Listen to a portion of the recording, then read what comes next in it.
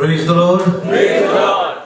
परमेश्वर का धन्यवाद हो इस अच्छी खूबसूरत शाम के लिए जो परमेश्वर ने एक बार फिर से हमें और आपको दी है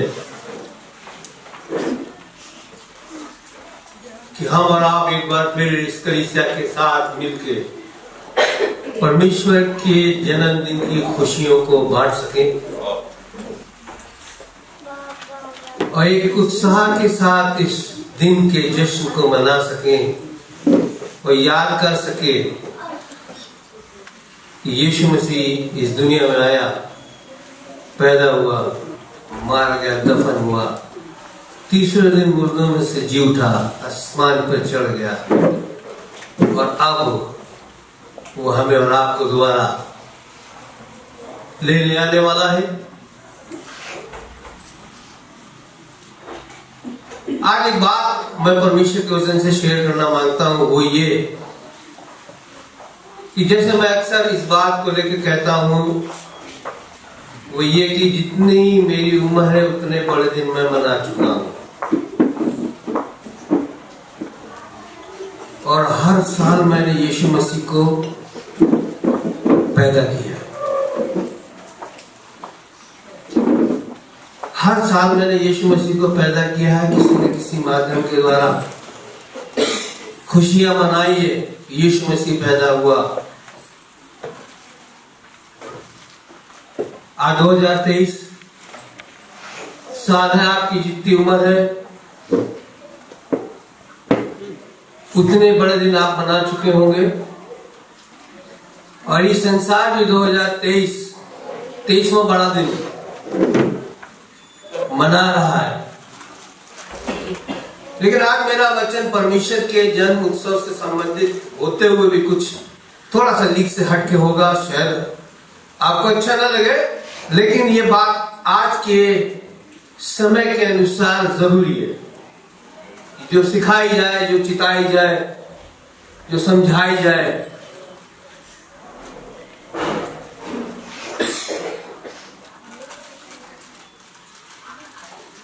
एक आयत अगर मेरे साथ कोई पढ़ने में मदद करे तो मैं अच्छा मुझे लगेगा।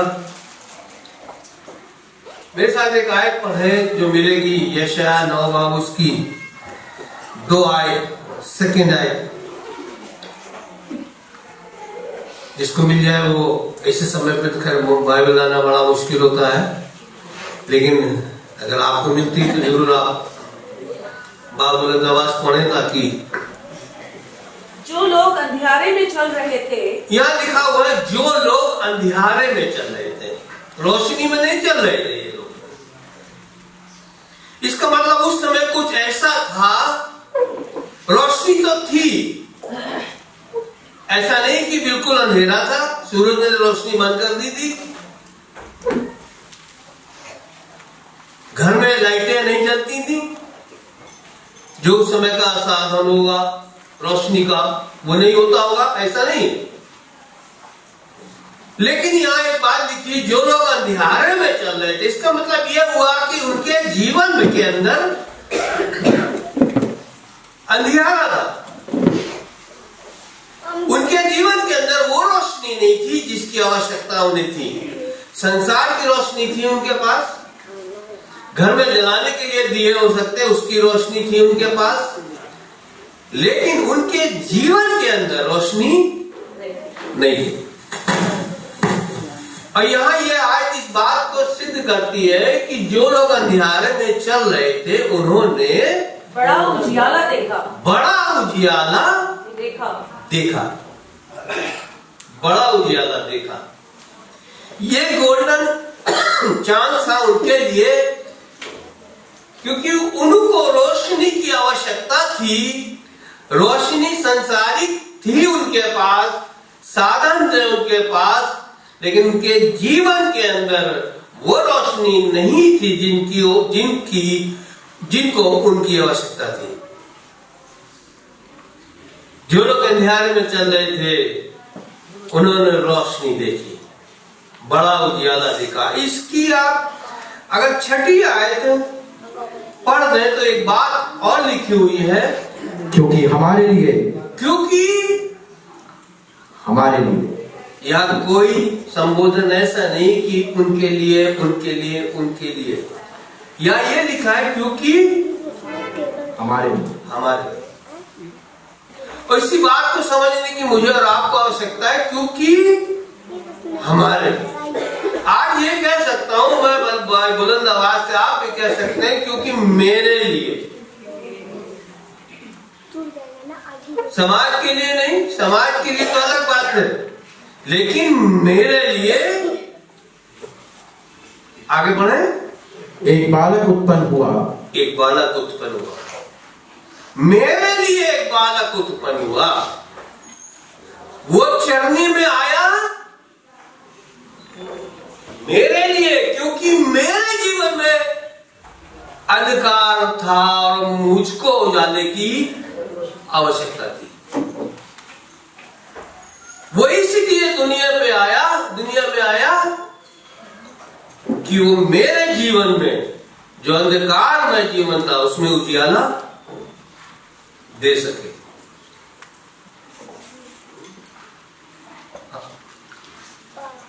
क्योंकि हमारे लिए एक बालक उत्पन्न हुआ, हमें एक पुत्र दिया गया है, हमें एक पुत्र दिया गया है, और प्रभुता उसके कांधे पर होगी, और प्रभुता उसके कांधे पर होगी। होगी नहीं, है। प्रभुता उसी के कांधे पर है। लेकिन सवाल यहां पैदा ये होता है कि क्या आज यीशु मसीह आपके अंदर पैदा हुआ या नहीं? जन्मदिन तो आपने मनाए अपनी उम्र के हिसाब से, बढ़िया बढ़िया चीजें एंजॉय की, सब कुछ किया, लेकिन क्या यीशु मसीह मेरे और आपके जीवन में पैदा हुआ या नहीं? यह एक सवाल है आपको मेरे जीवन से। अगर आज यीशु मसीह का आगमन हो जाए, बाइबल लिखा हुआ है, अगर आप नए नियम में पढ़े तो लिखा हुआ है, नूह के जमाने में जब मेघ बरसा, पानी गिरा, तो लोगों के बीच में सारे काम हो रहे थे जो एज इट इज संसार में होते हैं, लेकिन उन्हें नहीं मालूम था कि आज रात से पानी गिरना चालू हो जाएगा और ऐसा गिरेगा कि 40 दिन तक वो बंद ना होगा, दुनिया हलाक हो जाएगी पानी से। और आज भी मैं इस बात को कहता हूं और कहना चाहता हूं, समझाना चाहता हूं कि 2023 साल पहले यीशु मसीह आके जा चुका है। अब दोबारा पैदा नहीं होगा चरनी में।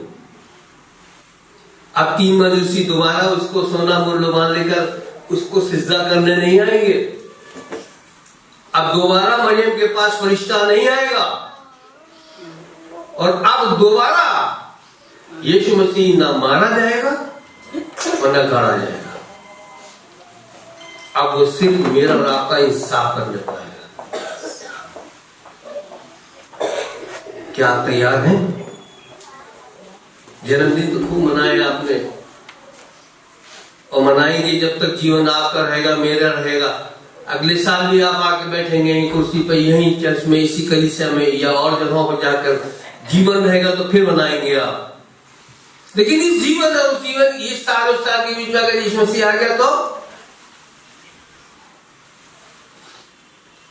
क्या आप दावे के साथ कह सकते हैं कि मैं जाने के लिए तैयार हूं, मैं जाऊंगा यीशु मसीह के साथ, वो मुझे लेने आने वाला है? क्या मैं तैयार हूं? क्या मैंने यीशु मसीह को अपने अंदर जन्माया है या नहीं? की नहीं। या आज भी मेरे दिमाग में संसार की बातें, संसारिक सोच, संसार की सारी चीजें बसी हुई हैं। परमेश्वर का यीशु मसीह का जीवन में इस धरती पर पैदा होना मकसद रहित नहीं था, वो बेमकसद नहीं आया था। वो आया था मुझे और आपको बचाने के लिए। उसने कुर्बान किया मुझे और आपकी खातिर। एक गाना हम लोग गाते हैं, मेरे लिए आया, मेरे लिए गाड़ा गया, मेरे लिए फिर जी उठा, मेरा है मसीह।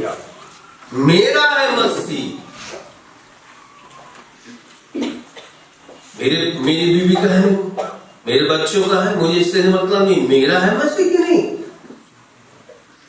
मेरा मसीह है कि नहीं?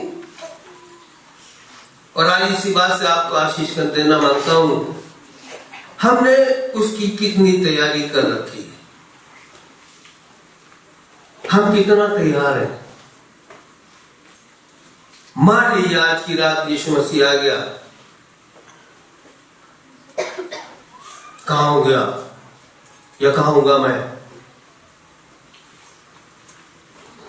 जन्मदिन मनाना बुरी बात नहीं है, मनाइए, खुशियां मैं भी मनाता हूं, भी मनाऊंगा, जीवन दिया तो नेक्स्ट ईयर फिर मनाऊंगा। लेकिन ये जो पीरियड चल रहा है, ये पीरियड तैयारी का है,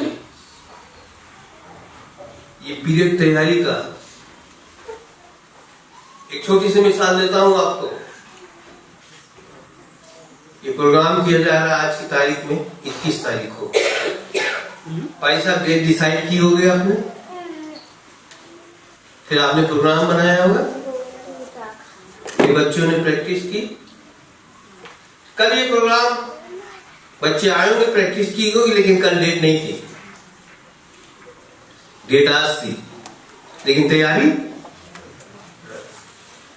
कब से थी? तैयारी कब से थी? कम से कम 1 हफ्ते पहले से, 4 दिन पहले से, 10 दिन पहले से। आप कहीं जाते हैं, किसी शाम को डिनर पे किसी की शादी होती है, आप शाम को जब जाते हैं, उस शाम को जाने के लिए आप तैयारी कब से करते हैं कि शाम को हम लोगों को सबको जाना है, ऑफिस से तुम इतने बजे आ जाना, आप आ जाइएगा, तुम बेटा पढ़ाई करके कोचिंग से इतने बजे आ जाना, तुम इतने समय से इतने बजे आना, ताकि हम सब जा सकें। कहने का मतलब ये जाना शाम को है, लेकिन तैयारी सुबह से। जब आएगा यीशु मसीह तब हम तैयार होंगे, तो वो छोड़ जाएगा 5 कुमारियों के साथ। वो कहेगा, क्योंकि 5 कुमारी वही जो दूल्हे के जश्न में शामिल हो गई, जो पहले से तैयार। और आज यही कहना मांगता हूं आपसे, क्या आप तैयार हैं या नहीं? मैंने जितनी उम्र है मैंने बड़े दिन मनाए हैं, आपकी जितनी उम्र है आपने बड़े दिन मनाए हैं। लेकिन ये हर साल आप बड़े दिन मनाते जाएंगे या अपने आप को भी खुदा की आमद के लिए तैयार करेंगे? अब यीशु मसीह नहीं आएगा, अब वो हमें और आपको लेने के लिए आएगा। यीशु मसीह पैदा नहीं होगा दोबारा चरनी में। जैसे मैंने कहा, दोबारा 3 मजूसी नहीं आएंगे, फरिश्ता मरियम के पास अब नहीं जाएगा। अब तो खुदा खुद जो पैदा हुआ चरनी में, बादलों पे मुझे और आपको लेने आएगा। एक आज पढ़ाऊंगा आपको, प्रकाशित वाक्य 20-22 की 12वीं आज पढ़े। जिसको मिल जाता है तो जल्दी पढ़े, अच्छा लगेगा। प्रकाशित वाक्य 20-22 की 12वीं आयत। यहां पर एक बात लिखी हुई है, हाँ पढ़े।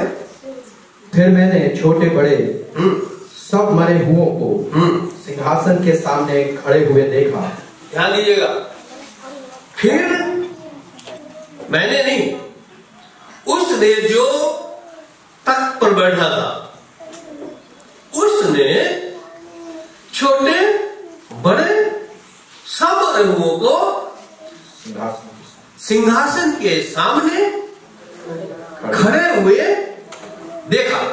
आगे, और पुस्तकें खोली गई, और पुस्तकें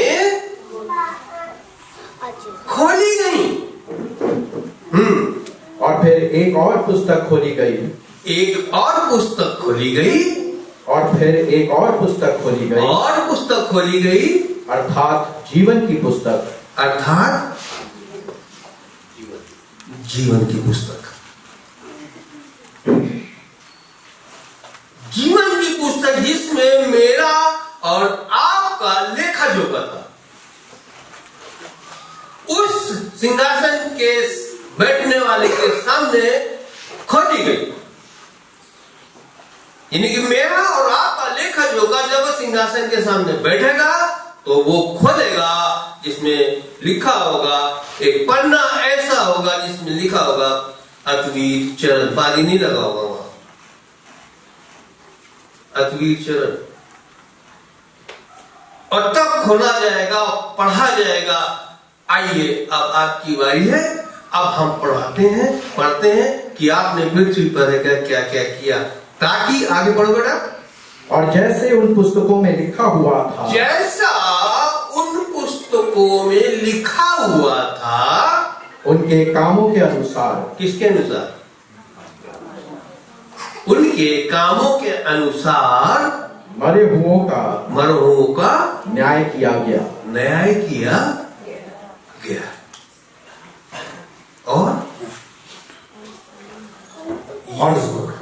और समुद्र ने उन मरे हुओं को जो उसमें थे दे दिया।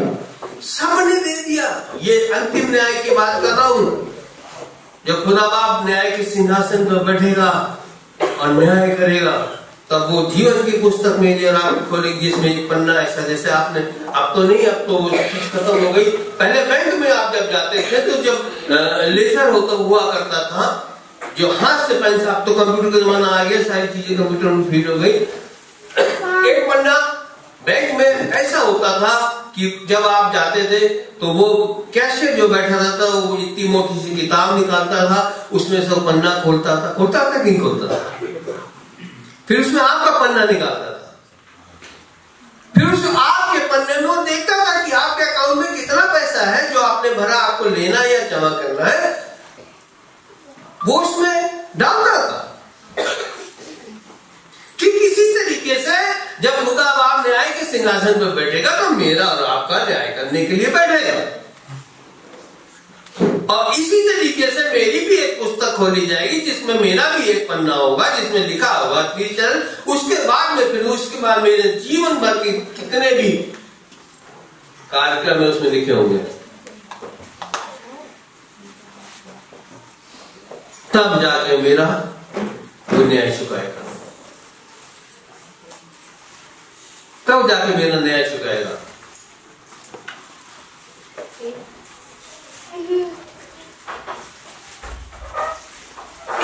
सवाल यही पैदा होता है, जब वो मेरा आपका न्याय चुकाएगा, हमने कितनी तैयारी कर रखी है। अगर आज वो मेरा न्याय चुकाने के लिए आपने रात को एक आयत पढ़ा दूंगा, फिर आपको और अच्छा लगेगा। लूका उसकी 21 बात की 26 और 27 आयत पढ़े, ज्यादा समय नहीं लूंगा, थोड़ा समय में ज्यादा कहने की कोशिश करूंगा। लूका उसकी 21 बात की 26 और 27 आयत पढ़े। और भय के कारण और संसार पर आने वाली घटनाओं की बाट देखते देखते अभी जो हो रहा है संसार की, मैं उस पूरे हिस्से में नहीं जाना मांगता। अगर इसके पीछे अगर आप पढ़ना मांगेंगे तो इसमें लिखा, बहुत सी चीजें लिखा हुआ है कि उस समय क्या घटनाएं होंगी, जो आज से कई जब बाइबल लिखी गई तब लिख दी गई, लेकिन आज की जमीन में वो सारी चीजें एक एक करके पूरी होती जा रही। इसका मतलब ये है कि हम अब उसके उस आगमन की तरफ जा रहे हैं, या दुनिया के उस समय की तरफ जा रहे हैं जब हमारा प्रभु का आना निकट होता जा रहा है। प्रभु का आना दिन ब दिन निकट होता जा रहा है। हाँ पढ़ो बेटा। देखते देखते लोगों के जी में जी ना रहेगा, क्योंकि आकाश की शक्तियां हिलाई जाएंगी,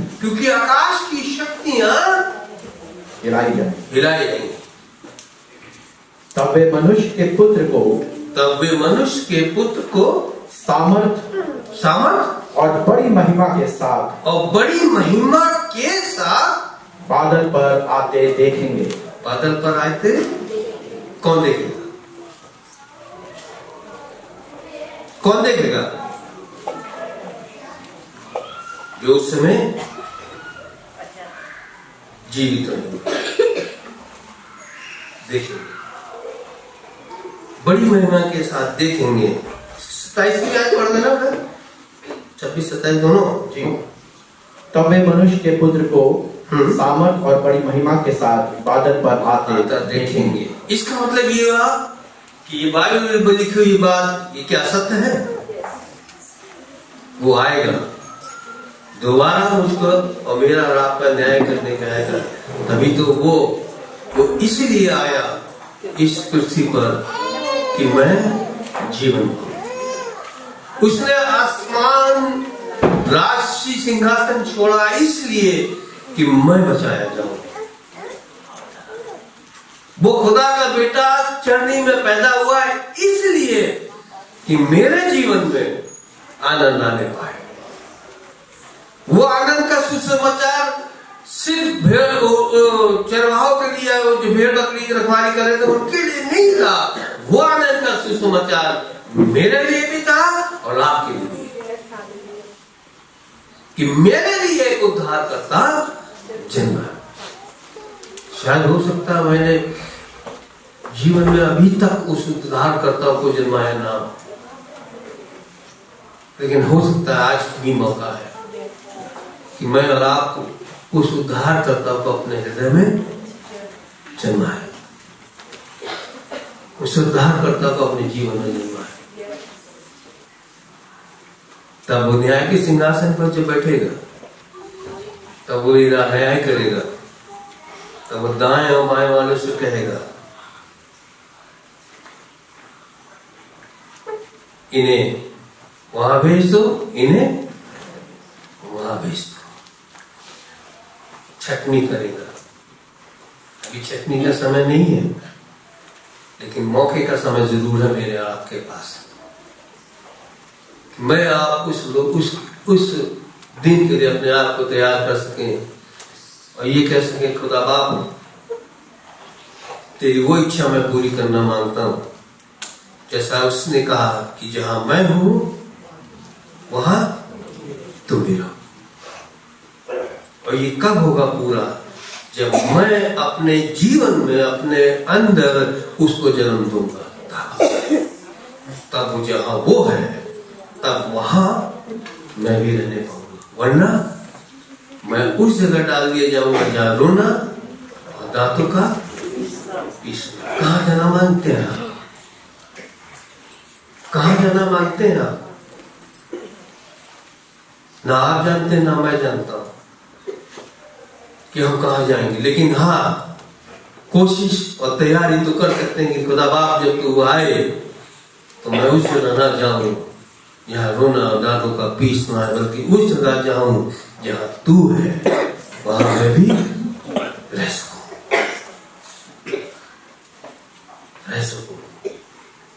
और आज यही बात छोड़ के जाऊंगा आपको जीवन में। पिछले साल भी आपने बड़ा दिन मनाया था, खुदा जीवन देगा आगे भी बनाएंगे। पिछले साल भी यीशु मसीह को आपने अपने घर में पैदा किया होगा, चरनी बनाई होगी, लेकिन क्या यीशु मसीह हर साल इसी तरीके से पैदा होता रहेगा?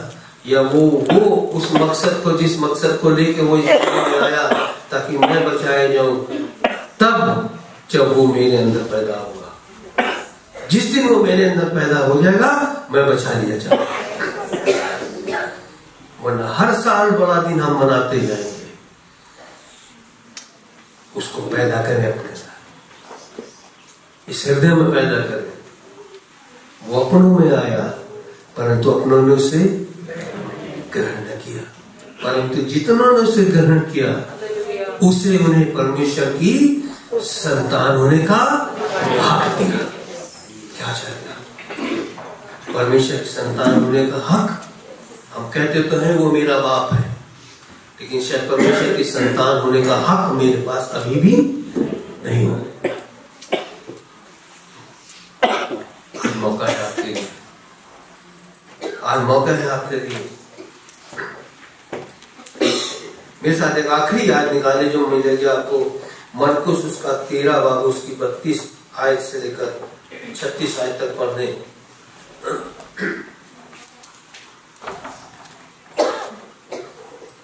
32 आयत से लेकर 36 आयत तक मरकुस 13 बाब। उस दिन या उस घड़ी के विषय में, उस घड़ी के विषय में कोई नहीं जानता। बड़े साफ स्पष्ट शब्दों में ये बात लिखी हुई है, बाइबल में लिखी है, मैंने नहीं लिखी। और आप अगर बाइबल पढ़ते हैं तो आप बाइबल के जानकार हैं तो आपने इस बात को पढ़ा होगा। इसका क्या मतलब है कि उस घड़ी और उस विषय में कोई नहीं जानता। कोई नहीं जानता। क्या मतलब? इसका मतलब क्या है कि किसी को कोई मालूम ही नहीं है। आप कहीं जाते हैं बाहर, आपका बच्चा कहीं जाता है बाहर, कब आओगे पूछते हैं। बच्चा कहता मम्मी ट्यूशन जा रहे, कोचिंग जा रहे या बाजार जा रहे, 1 घंटे में आ जाएंगे। आपको मालूम कि आपका बेटा 1 घंटे में वापस आ जाएगा। आपके साहब नौकरी पे गए, 10 बजे गए, 8 बजे गए, 5 बजे जाएंगे, मालूम है आपको। लेकिन इस घड़ी को कोई नहीं जानता। आप पढ़ो बेटा आगे। ना स्वर्ग के दूत, जब वो नहीं जानते तो हमारा क्या है? और ना पुत्र परंतु केवल पिता।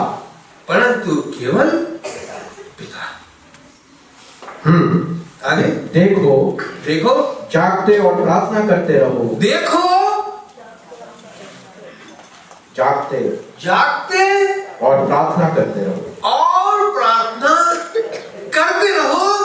क्योंकि तुम नहीं जानते, यानी मैं नहीं जानता कि वो समय कब आएगा।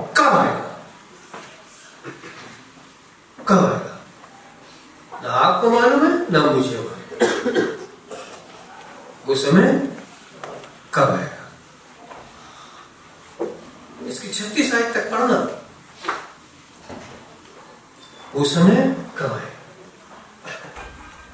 यह उस मनुष्य की सी दशा है जो परदेश जाते समय अपना घर छोड़ आए और अपने दासों को अधिकार दे और हर एक को उसका काम जता दे और द्वारपाल को जागते रहने की आज्ञा दे।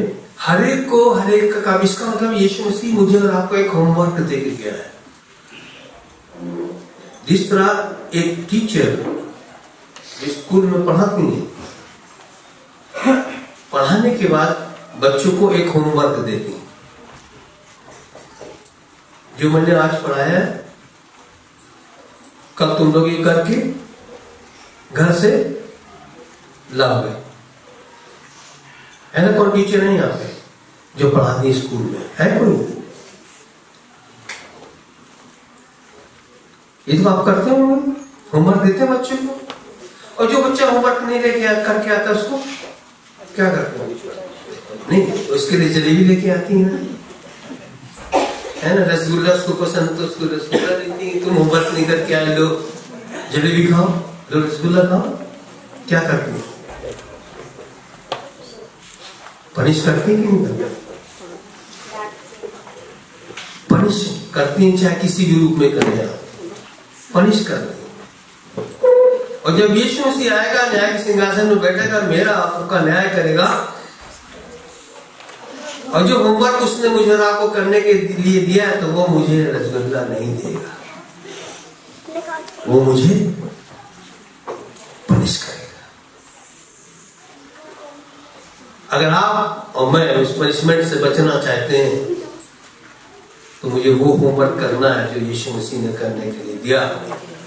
उसने बहुत से होमवर्क बाइबल के, अगर आप नए नियम में पढ़े तो शुरुआत से लेकर मत्ती 5 बार से लेकर आखिर तक उसने होमवर्क ही मुझे और आपको करने के लिए दिया है। मुझे और आपको उस जगह पे देखना मांगता है जिसके लिए वो गया है। तुम्हारा मन व्याकुल ना हो, तुम परमेश्वर में ईमान रखते हो, मुझ पर भी विश्वास रखो। मेरे पिता के घर में बहुत से मकान अगर ना होते तो मैं तुमसे कह देता, ताकि जहां मैं हूं वहां तुम भी हो। मुझे और आपको उस जगह पे रखना मांगता है। वो मुझे और आपको पनिशमेंट नहीं देना मांगता, इसलिए मौका आपके लिए है। यीशु मसीह को अपने दिल के अंदर जन्म, उस होने वाले न्याय से बचने के लिए, उस जगह जाने के लिए जहां यीशु मसीह कहता है जहां रोना दांतों का पीटना है, उस जगह से बचने के लिए अपने होमवर्क को कंप्लीट करें, वरना मैं और आप पनिश किए जाएंगे। और जब उसका पनिशमेंट होगा तो ना मैं कह सकता हूं ना आप। तैयारी आपके पास है, तैयारी आपके पास है। इस मैंने कहा जितनी मेरी उम्र है उतनी बार यीशु मसीह को मैंने पैदा किया है अपने घर में, अपने जीवन में। लेकिन हो सकता अभी तक यीशु मसीह मेरे अंदर ना पैदा हुआ। 3 जनवरी के बाद हम फिर वैसे ही हो जाए, लेकिन नहीं, यीशु मसीह मुझे और आपको एक उच्च स्थान और एक उत्तम स्थान में ले जाना मांगता है। वो वहां रखना मांगता है जिसके लिए वो जगह तैयार करने के लिए गया है।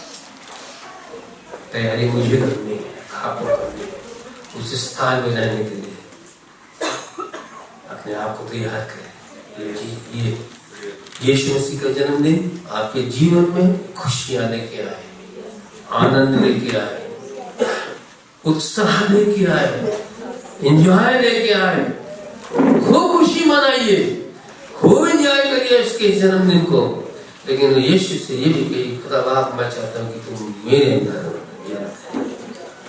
मेरे अंदर परमेश्वर आप सबको बरकत दे, आप सबको खूब बढ़ाए और खूब तरक्की दे और खूब तैयारी की आत्मा दे, ताकि हम सब तैयार करें। Praise the Lord.